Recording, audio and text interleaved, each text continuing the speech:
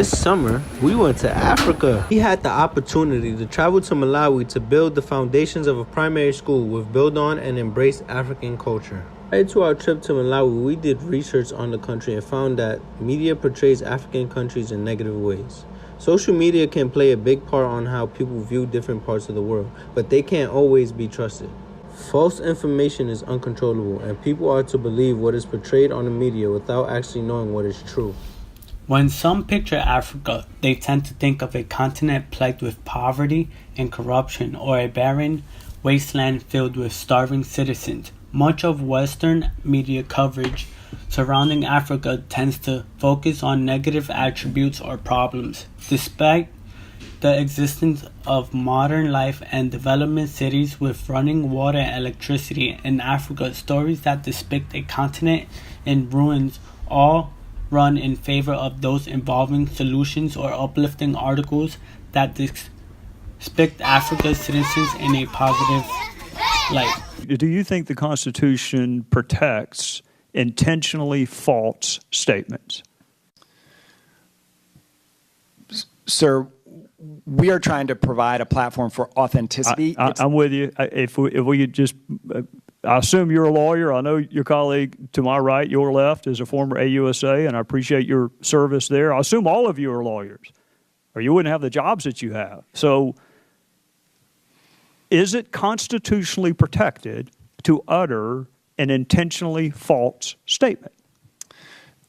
So it depends on the context, but there is recent Supreme Court precedent on that.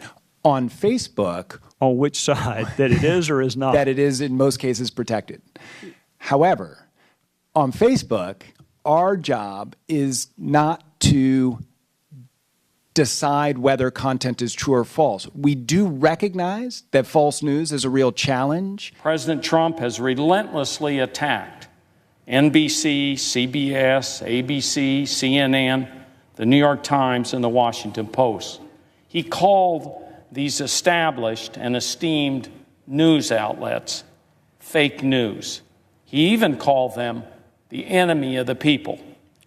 Earlier this year, in February, during a Senate Commerce hearing, this was an oversight hearing, I asked Chairman Pai point blank whether he agreed with the president that these mainstream news organizations were the enemy of the people. He refused to answer, refused to disagree.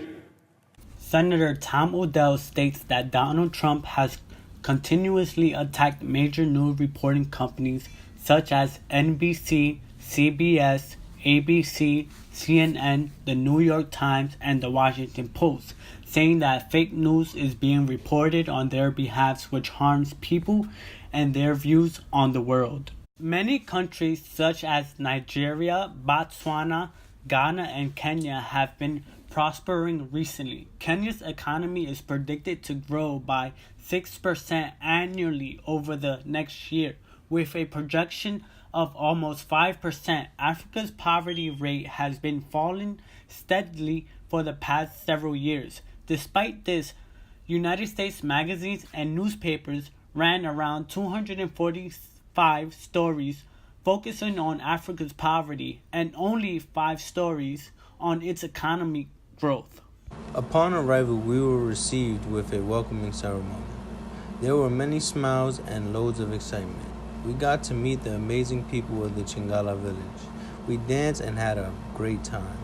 After meeting all the village management, we were led to the worksite where we were introduced to the community members we will work alongside for 2 weeks. We all had the chance to dig the first hole of the school's foundation. After digging the first hole, we were then introduced to our amazing host families who welcomed us with open arms. Despite having little, they were willing to take us in and provide us the basic necessities such as food, shelter, and water. The people of the village grew to be family. They taught us to never take anything for granted, to appreciate everything given to us no matter how small, and to live our lives as we please. African countries do not deserve sympathy because they do not want to be seen as a charity case or as sad people who can't fend for themselves. In our time there, we noticed that these people are the happiest people we have met in our lives, even though they don't have much. They are always smiling and jolly, yet people who have a lot aren't as happy as they are. Everything in the media can't be taken literally. It is best to keep an open mind until one is put in a position to see how things really are. Our last summer before graduating was life-changing and an amazing experience. Thank you, Bildon.